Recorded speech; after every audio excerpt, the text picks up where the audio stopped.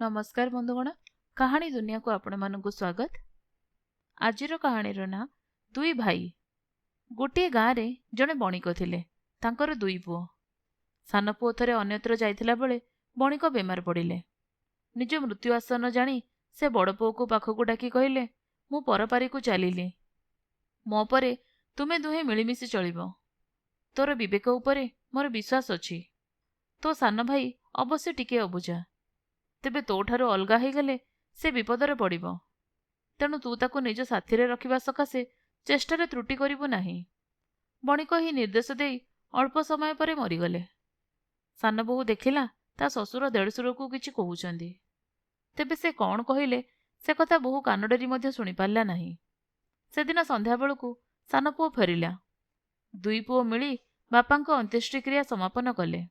कई दिन परे सान बोहू सान पुओ को गोपन रे पचारिला, तुम भाई तुमको किछि कहिलेनी? सान पुओ पचारिला, केउ कथा?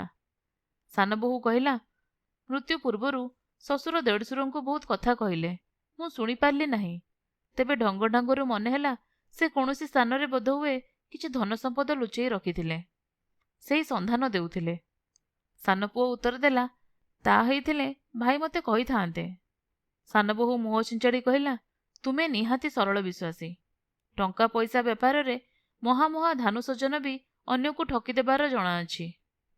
सान पुओ से कथा भूली जिबाकू चेष्टा कला सिना, किंतु पारिला नाही।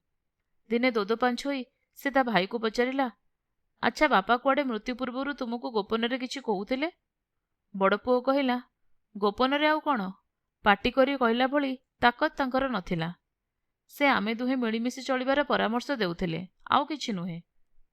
सान पुओर मन मानिला नाही। किछि दिन छटपट करी से हठात दिने प्रस्ताव देला, भाई आमे भिन्न होई गले भल हबो। बड़ पुओ चमकी पड़ला।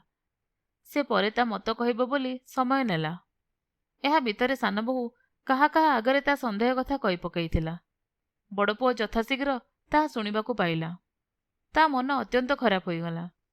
प्रथमे से भाबिला कि सान भाईर कथा मानि नै भिन्ने होई गले सबु तुटी जिवो, किंतु बापांको मुह आखि आगरे भासी उठिला। से सान भाई को निज साथी रे रखिबा दिगरे सबु प्रकार चेष्टा करिबाकू संकल्प करी गोटे योजना प्रस्तुत कला।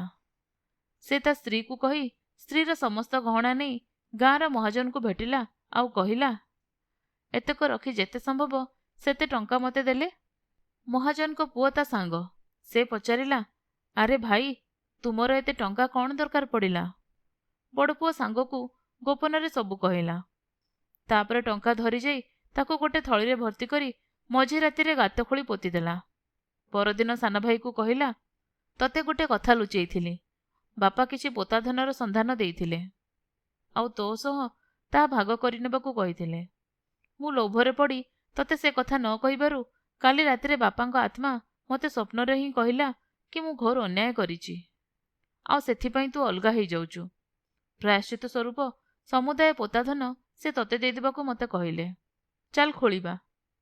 सान भाई कहिला, सते बड़ आश्चर्यर कथा तो, कारण मते बापांको आत्मा स्वप्नाई थिला, आउ कहिला कि मो मिछ संदेह जोगु तुमे भाउजंको गहना तक महाजन को देई टंका आनी पोती ताहा बापांको पोतादान भाबरे मते देबा पई बसिछ।